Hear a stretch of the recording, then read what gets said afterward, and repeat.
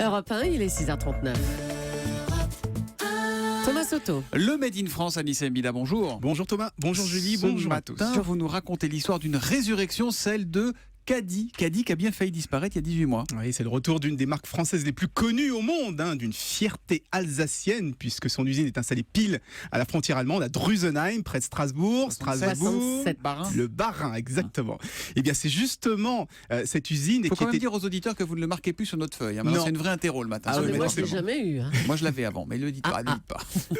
Alors, c'était en l'été 2014, on a beaucoup parlé sur Europe 1, c'était la catastrophe, des pertes colossales, la moitié des salariés licenciés, bref, une société qui était au bord de la faillite et à laquelle plus personne ne croyait. Aujourd'hui, eh bien, c'est tout le contraire. Le carnet de commande est plein, les résultats sont encore meilleurs que prévu. Un signe qui ne trompe pas, la société réembauche. En un an, elle a carrément doublé le nombre de ses employés. Mais Anissa, qu'est-ce qui s'est passé ? Il y a eu un repreneur providentiel pour Caddy ? Exactement, il s'appelle Stéphane Dedieu, un vétéran de la société, puisqu'il est entré, il avait 23 ans chez Caddy.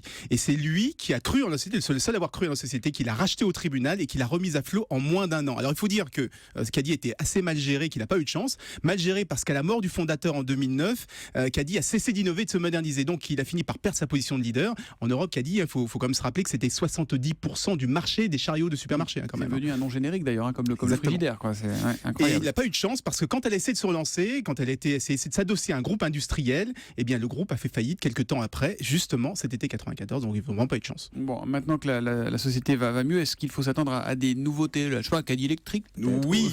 Alors pas électrique, mais un caddie avec des sacs détachables pour ne pas avoir à remplir son caddie, le vider sur le tapis de la caisse, le remplir et le revider dans le coffre de sa voiture. Là, il suffirait d'enlever ces petits sacs.